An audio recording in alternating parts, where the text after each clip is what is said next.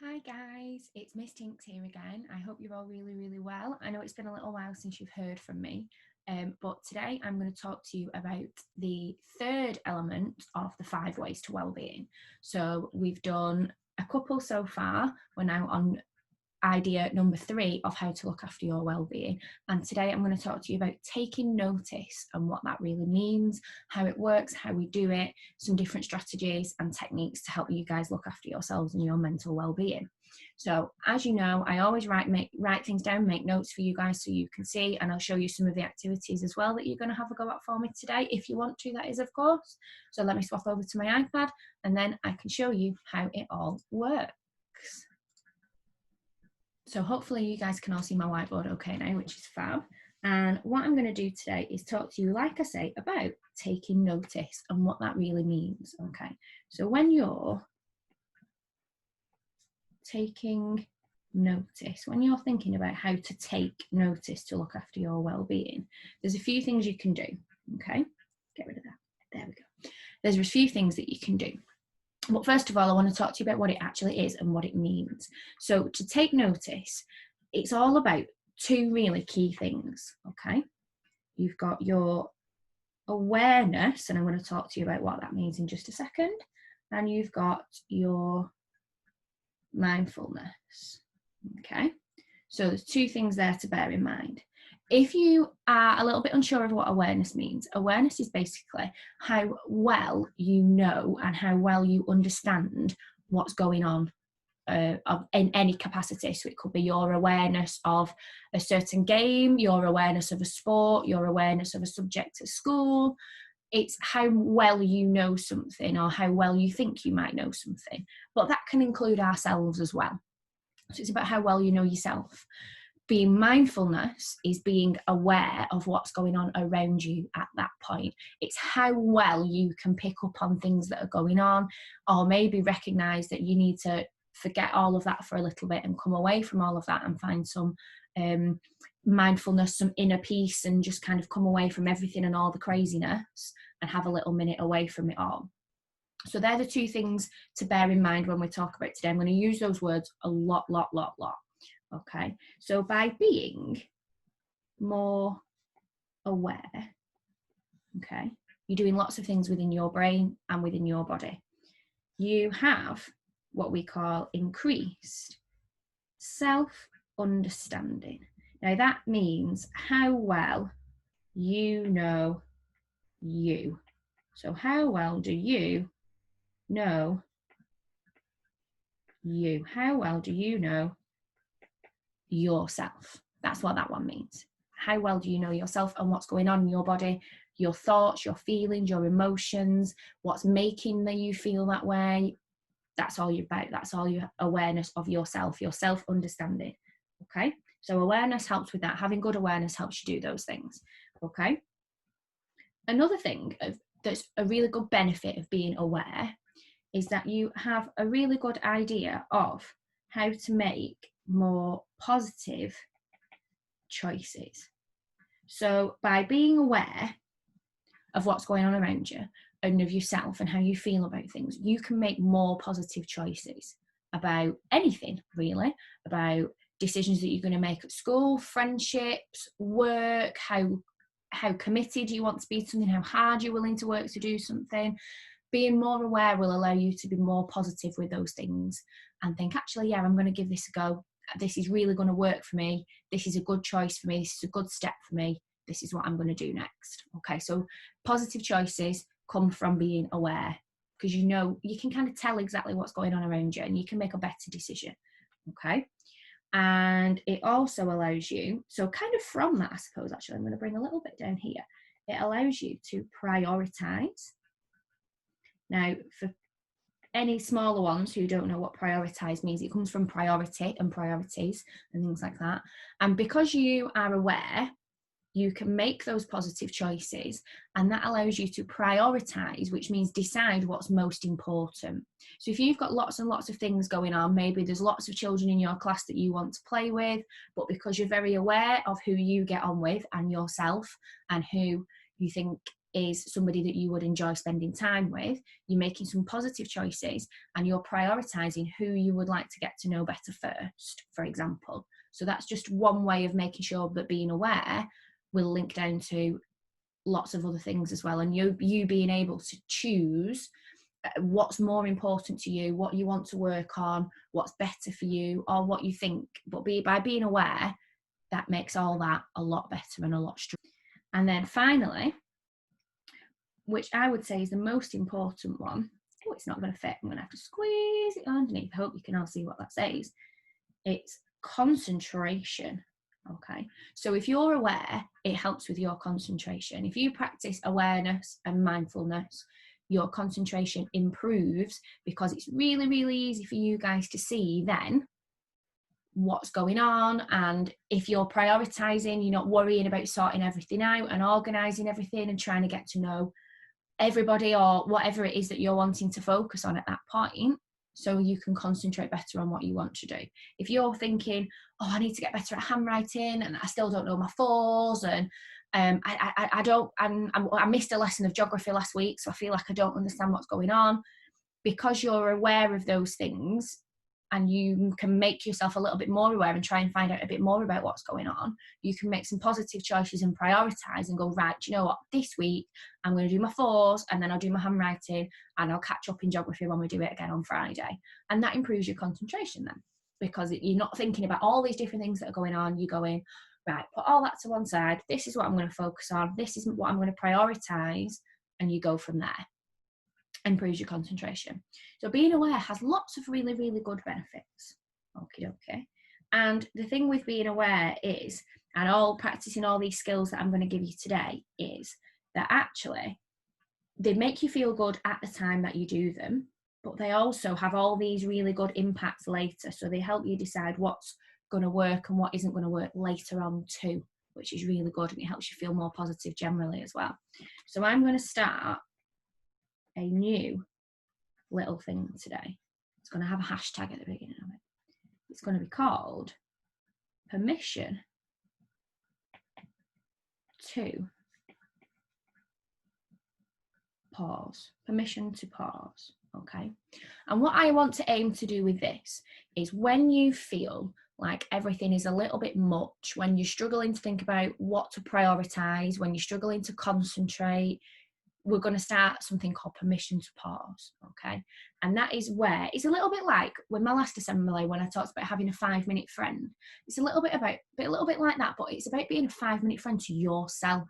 So you're going to recognize that actually you need a little bit of time away, everything's getting a little bit much, and you're going to be your own 5-minute friend, and stop and sit and listen to your feelings and listen to your thoughts and everything else that's going on, and really just kind of come away from it all and go, right, what am I doing now? What's going to happen next? And organising your thoughts at that point.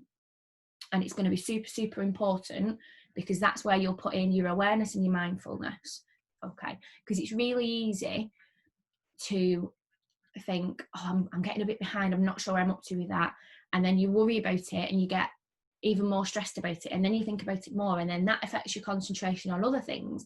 And then you end up with lots of things that you feel like you're finding more difficult.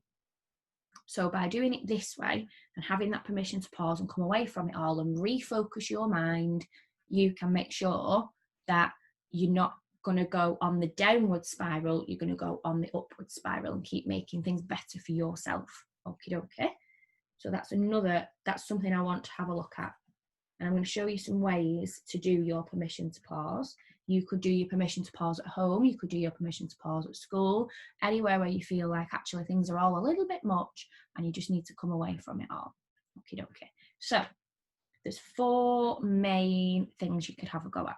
And I have started, it's actually called the Back to School Journal, but it can be used at any time, I suppose. I started it because I had lots of boys and girls going back to school, and they were a little bit worried about going back to school and what it was going to look like and how it was going to work.